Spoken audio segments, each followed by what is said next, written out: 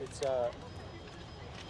I think it's an important thing to both tell people about the rules and the exceptions. I think. But I mean, am I an exception? There's a million of me, and that's why my best advice to you is find Yeah. your tribe, because there's a million of you. You just have to find them. Million, 100,000 of you, and Yeah. you just got to find your tribe, and that's what's so beautiful about New York. It's you find your tribe, and you find the edge cases. You know, people that are near enough your tribe.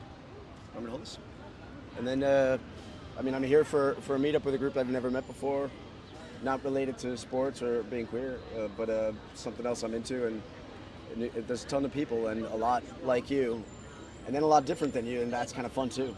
Yeah. So find your tribe, and then find the people that aren't in your tribe and have fun with them as well. That's something I admire also about New Yorkers. Is it seems like everybody has so many things that they know that they like. One thing I've struggled with is that I haven't been quite sure like what is my tribe? Like what are the things that I like? Like do I know that I like sports or do I know that I like arts?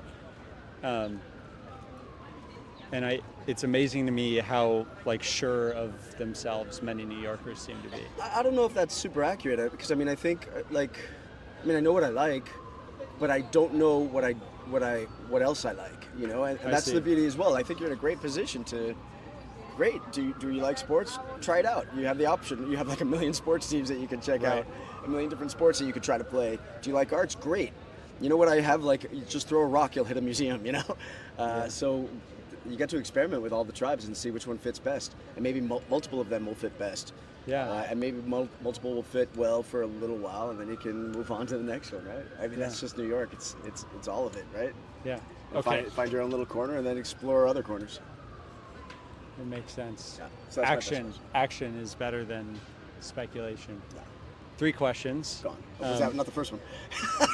We were just chatting, Right, I suppose. The 3 questions are, what's your story? What's the problem that means the most to you in the world?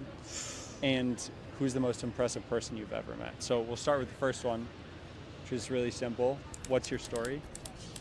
And Uh, what is my story?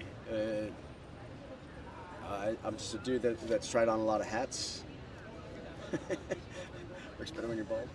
I've tried on a lot of hats, experimented with lots of different paths, different careers, different interests, different social groups.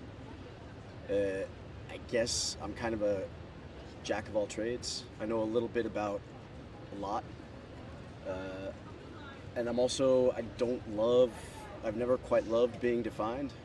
You know, as soon as I realized how squeamish I was around blood, I said, but wouldn't it be interesting if I studied to be a doctor? I didn't go through with it, but it was that sort of motivation of like, don't pin me down to just this, you know? yeah. So yeah, I mean, I've had many different careers, many different lives, many different loves. So my story is, and many different addresses. New York obviously being most of my life.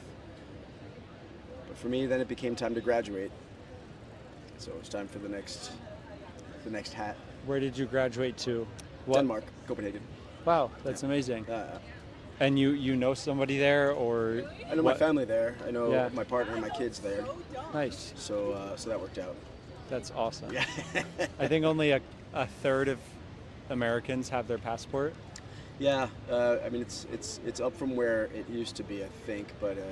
Yeah. So I think it used to be 16% back when I last looked at the statistic. Wow. But yeah, I mean, I like living abroad, but New York will always be home. You know, I always come back, and now I get to be a tourist in my hometown, which is which is beautiful. Yeah. Like I get to hunt for people, miss them, and sit down with you. So There New we York. go. Second question. Gone. What problem in the world means the most to you? Education, misinformation. I feel like most of the sub problems, most of the things I could point to and say that's a problem, could probably be solved with education. I think about the History Channel back when it was actually the History Channel. I remember in the year 2000, I was like sitting in my apartment down in where was I living, in Chelsea, watching this. In 2000, no, I was living on the Upper West Side at the time. Wow. And it was this thing of like the top 100 people of the millennium. It's like 1001 to 2000, And I got to number one. I was like racking my brain to see if I could guess who number one would be, and I was so lost. And when they announced it was Johannes Gutenberg, I said to myself, that makes no sense. And then they explained it. It's like, well, yeah, but I mean, all of these other people, you would not know their achievements or of their knowledge or of their findings without Johannes Gutenberg and movable press that led to, I mean, basically was the first step towards the information age where now media. you just, yeah. Yeah. So you know, every subproblem we think about climate, we think about extremism. I mean, couldn't we solve it all if we sat down and learned a little bit more, taught each other better, Yeah. focused on that instead of, you know, let's make intelligent people famous instead of celebrities. Because it used to be that you were famous for being special, and now you're special for being famous, and it's a bit of a shame. Anyway. It used to be the best artists are the best selling artists, Yeah. and the best writers are the best selling artists, Yeah. or writers. Yeah. Now it's the best selling The best sellers. writers, Yeah, best salespeople. the best selling artists. Yeah, there we are. Last question. Go on. Who's the most impressive person that you've met, or what people come to mind, and what made them impressive to you? I mean, a lot of people probably go personal there. It's tough to say. Because I mean, I've met so many impressive people, and they're impressive in one or two regards. I mean, I just find a lot of things cool for a little while. You know what's impressive? I just hung out with a buddy of mine, not the brightest, not the best looking, not the nicest, but his sobriety journey is pretty impressive. I personally don't have a problem with substance abuse, but knowing what he's been through and what he's going through now is impressive. You know, but to celebrate people who haven't fallen, there's a childhood friend of mine who has had a remarkable career.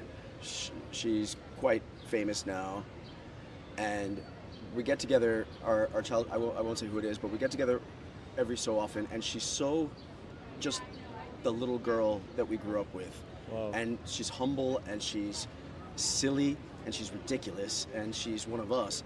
And of course, when we're out in public and she has to do the whole like industry dance and blah blah blah, and you could just tell she doesn't wear that well. You know, she wears being herself well, and being herself is the kid we grew up with.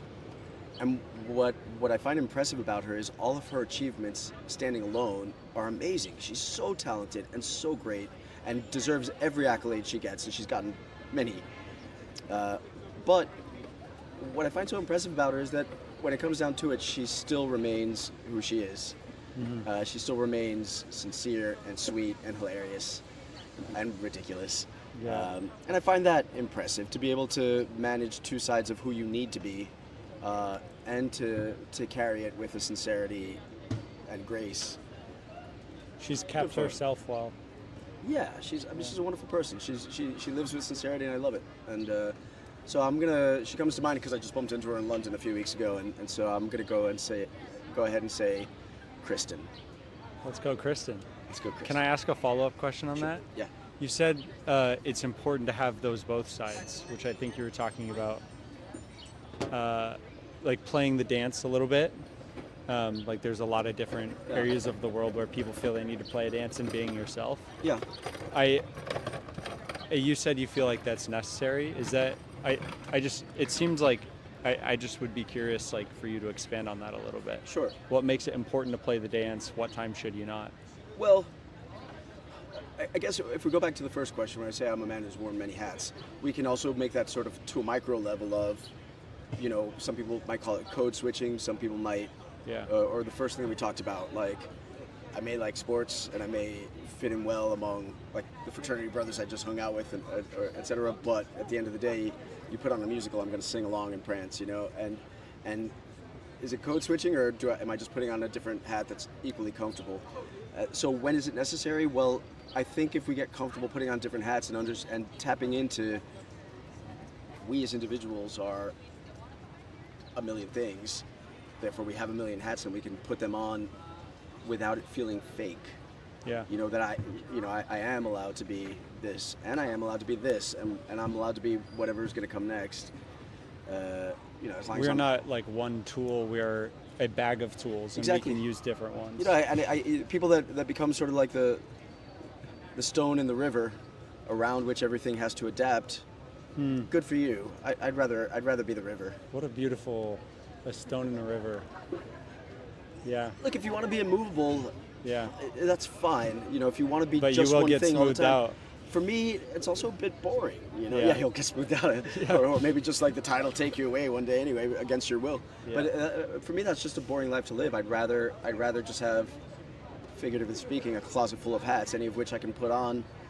Like if I want to go to the Met, I'll go to the Met. If I want to sit in Bryant Park, I'll sit in Bryant Park. If I want to go to a dive bar, I guess back to your original question. I mean, you know, well, that's New York, isn't it? Like, all of those are around the corner, so it's easy to find your tribe. It's easy to figure out which hats are the most comfortable.